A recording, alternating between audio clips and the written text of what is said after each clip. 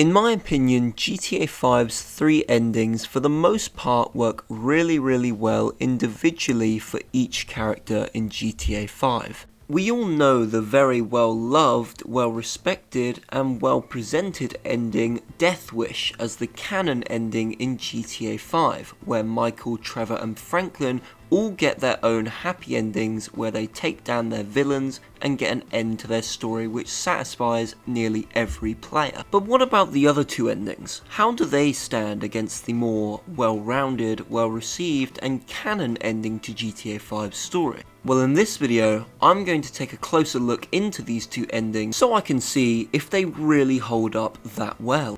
Like, subscribe and enjoy the video. Ending A is where you kill Trevor, and all of these endings start the same. They start with a cutscene of Devin Westing coming to Franklin's house telling him he wants Michael dead. He then tells Franklin he has two options: kill Michael for himself or kill Trevor for the FIB. In this ending, Franklin will call Trevor asking if they can meet as he needs to talk to him about something private, and Trevor will say yes. Trevor will suggest they meet in an empty lot in Alboro. What's cracking, homie? We need to talk, but somewhere quiet, alright? Yeah, sure, man. Whatever you need. How about one of those empty lots off Alboro on the east side of town? Yeah, alright, homie. Look, I'll meet you there, alright? Franklin then calls Michael, telling him what he has decided to do, telling him he is going to put down Trevor. He then asks Michael if he'll help him kill Trevor, but Michael seems very reluctant to this idea, and I think it's very ironic that Trevor and Michael have this massive beef, but neither of them really want to kill each other. Michael in the end says he'll see what he can do, and leaves it at that. Nice. So you think you can help me? I don't know. That sounds like it's your thing, Frank. I'll see what I can do. When Franklin meets with Trevor, Trevor tells Franklin that he already knows what this is about, suggesting to Franklin that this is about Franklin trying to get Trevor and Michael to become friends again. The sad thing about this misunderstanding is that Trevor even says that he doesn't really want to hate Michael in the future and he's open to getting on with him in the future, just right now it's too soon for him, making this death even more sad. You do? Of course! It's Michael! You're the peacemaker! Well, I ain't having it, alright? I ain't having it. I mean, maybe when the heat dies down, but this, nah, I ain't having. I mean, that's it, right?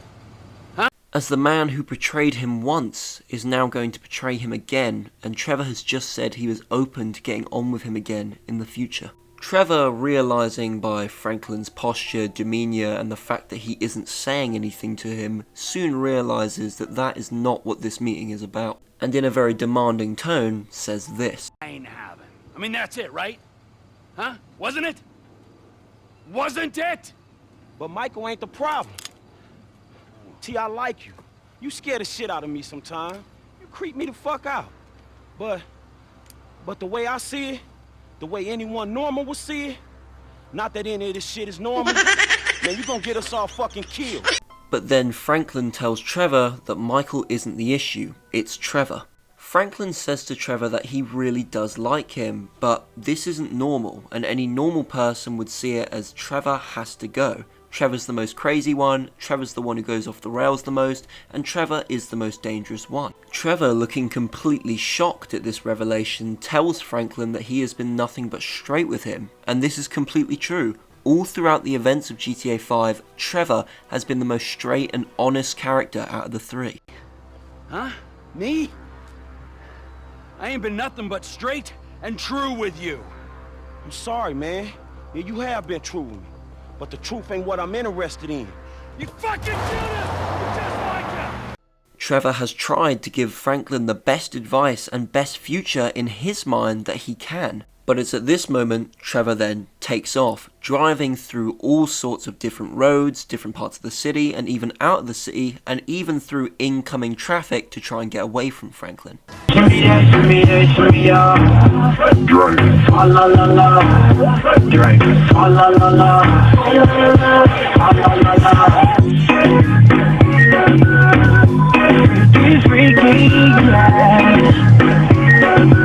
Eventually, Trevor drives into an oil field where Michael calls Franklin, telling him he's on his way. Michael then crashes his car into Trevor's and it launches Trevor into an oil tanker. Both Michael and Trevor would then drag themselves out of their car when Trevor would collapse, seeing Michael screaming in pain his name, Michael, feeling the utter betrayal that Michael has now put him through for a second time. It's here Franklin then also shows up, and you can really see the shock in Michael's face, him realising what he's about to do, what he's about to be a part of. Trevor then says, You fake motherfuckers!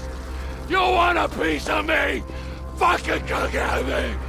You wanna kill me? Take a fucking shot! Ugh.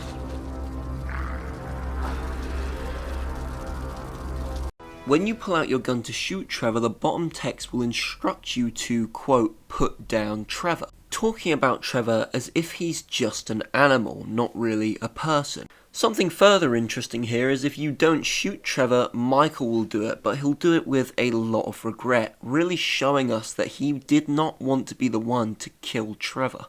Fuck, kid.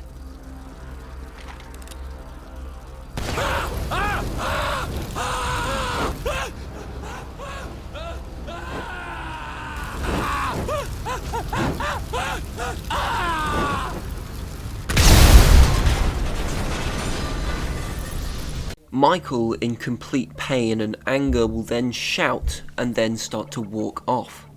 You always like gasoline, Trevor! Man, that was your best fucking friend! Fuck you. Oh! Woo! Oh! Walking off, he'll be talking to Franklin about how they made the right call, almost trying to convince himself that killing Trevor was the right thing to do, the best thing to do, and the sensible thing to do. Michael talks about how Trevor was insane and how he never knew when to quit, always went over the line, always went too far, always pushed too much, and how this is just what a sensible person would do, a normal person would do. This was the right thing to do. You know what, tough guy? It's time you grow the fuck up. I mean, I admit I'm a bad piece of work, but that guy, that piece of shit, no boundaries, no sense of when to back off, no nothing. 24/7 insanity, day in, day out, all the time. Never regretted nothing, never cared for nothing. Well, fuck him. You see, this mission is actually called A Sensible Decision, and I think that is really clever from Rockstar. Franklin says it at the start of this mission, it's what a normal person would do, and all throughout this mission, they're trying to hammer in that what Franklin is doing is because he thinks that it's what a normal person would do. Trevor, driving on incoming traffic, I mean, what a crazy person, who would do that? He has to die. Trevor, killing countless people before this mission and even driving miles to try and get away from you. Surely it's the right thing to do. And I mean, even the text when you go to kill Trevor implies that he's not even a human, he's some sort of animal. It's like putting down a dog. It's awful, but it needs to happen if that dog is ill or rabid. But yet, in my opinion, this is the #1 worst ending for GTA 5's story. By the end of this mission, Michael says something very important. Michael says, surviving is winning, Franklin. Hey, it's certainly been an education. Surviving is winning, Franklin. Everything else is bullshit. Fairy tales spun by people afraid to look life in the eye. Whatever it takes, kid. Survive.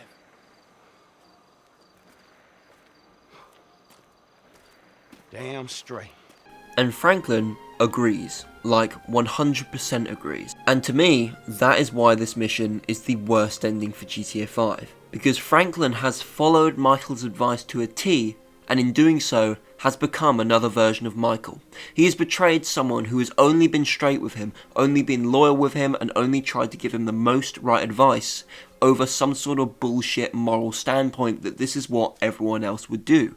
But even that whole theory or argument is completely debunked because Franklin himself says that this is not a normal situation, so you can't apply that logic that this is what a normal person would do. Getting this ending 100% signifies and shows Franklin's transformation from Franklin to Michael, a man who cares about his friends, cares about his inner circle, cares about his outer circle, from a man who only now cares about himself and his money and protecting himself and his money.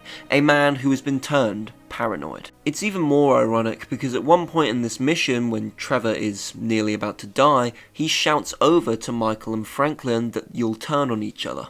And if you go and meet Michael after this ending, Michael will not want to meet with Franklin, saying he needs some time and pushing the blame onto Franklin by telling him he made the call, even though Michael could have shot Trevor and even though Michael was a willing participant in the murder of Trevor. He fully pushes the blame 100% onto Franklin, probably so he doesn't have to feel any of the blame himself.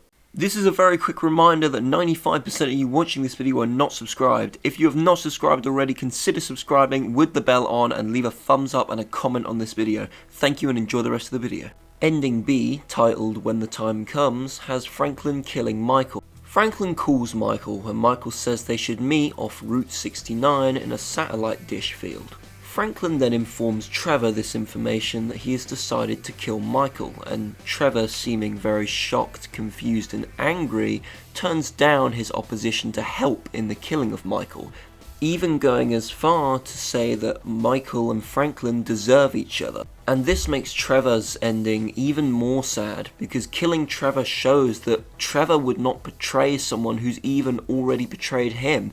A former best friend being murdered to him seems alien, seems wrong, seems despicable, and it shows how honest and rooted Trevor is in his beliefs. And I thought if I do that, man, maybe we got some room, you know? So, what are you telling me this for? Cuz, dog, I'm doing this for us. I thought you could. Well, I can't! You're turning on him? I have had enough traitors in my life! Man, your ass could say thank you. Shit. You deserve each other! When Franklin meets with Michael, Michael gets a phone call from Amanda, his wife, telling him that Tracy, his daughter, has made it into college. Michael is ecstatic and doesn't understand why life has been so good to him.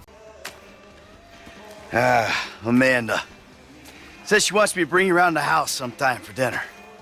One of these nights, huh? Fuck. Man, I don't know what I did to deserve this motherfucking luck. Got my kids back, my wife, got a job that I love.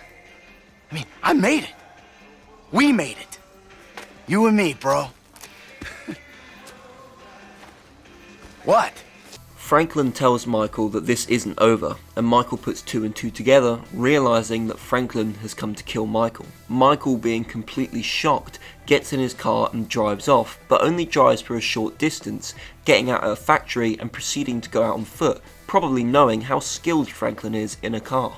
Franklin, whilst pursuing Michael, tells him that this was the only way, and he knows that Michael deep down understands that he has to do this, while Michael argues that he treated him like family, took him in, while Franklin argues back that they were only using each other, and I think both points are valid here. Michael and Franklin really did care about each other, but at the same time, they did both benefit from using each other to how they saw fit. Michael, whilst trying to escape on a tower, even says to Franklin, "Did Trevor put you up to this?" showing that Michael's snaky and sadistic side is still there, suggesting that they go after him right now. Who put you up to this? Trevor? You're an idiot! We should take him out together! Right now! We'll roll on T! I brought you into my home, Franklin!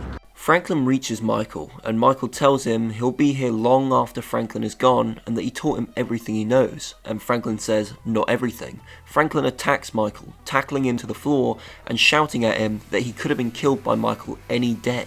And this is true to a degree. I mean, Michael was using Franklin, and if Michael saw that Franklin would snitch, or that Franklin would be a threat to him or his family, I don't think he would have hesitated to put Franklin down. Could Franklin really have been scared or perhaps terrified of Michael? Perhaps really just afraid to do anything back to Michael? Maybe, but I feel like this is far-fetched. More of an excuse to kill Michael, a man who has mentored him, taught him everything, and treated him like family. You man, I was your bitch. I could even stand down the barrel of your gun any fucking day, you motherfucker. You just keep telling yourself that. It ain't gonna make you feel any better. Past performance, homie. People don't fucking change. You did. You, 2-bit gangster gone 3-bit. Now you're gonna Cap, the only one who was Michael ever decent tells to Franklin you. he treated him like family, and it won't make him feel any better if he tells himself otherwise. Franklin then charges at Michael, pushing him off the edge of this tower into locking hands, in which Michael further cements to Franklin that he made the wrong call, made the wrong choice. Hey, you told me when the time came. I know. I'm sorry. You hypocrite! I should have clipped you when you broke into my house! Man, I'm sorry. It's like you said, I understand. You don't understand nothing! I'm all you got! You made the wrong call! Franklin will tell Michael that he said when the time comes to make the right decision, and this is the decision he's chose. He says you should understand this and that he's sorry, but then he drops Michael off the tower, killing him instantly. There is a rather strange option B where you can pull up Michael and, try and pull him up, trying to redeem your choice, but Michael will just headbutt you and still die. I feel like this was rather a stupid choice. I think if this happened, Michael should have pulled himself up and then killed Franklin. I think this would have made for a much better and more impactful decision. Michael, then betraying Franklin. I think that just makes more rounded sense. But after all this is over, Franklin will slowly walk out of the factory, calling Lamar and telling him he's sorry they haven't seen each other in a while, and saying that It's dealt with now. Fuck, man, you know how it is, homie. You just start running and shit, then all of a sudden your legs give and you just can't run no more. And this quote right here shows that Franklin really did listen to Michael. In fact, he followed his advice to a T, but he came up with his own solution. He said Michael, a man who had crossed everyone in his path, had to die to break that cycle. And this mission is called When the Time Comes. Earlier in the game, Michael monologues to Franklin talking about when the time comes, he needs to make the right decision. He needs to do the right thing. And this shows that Michael gave Franklin a little bit too much advice. Franklin deciding that the best thing to do is to kill the man who killed everyone else who crossed him. But in trying to be the anti-Michael, he has only become a worse version of him, killing a husband, killing a man with a family, and killing a man who tried to make a difference of his life in the end.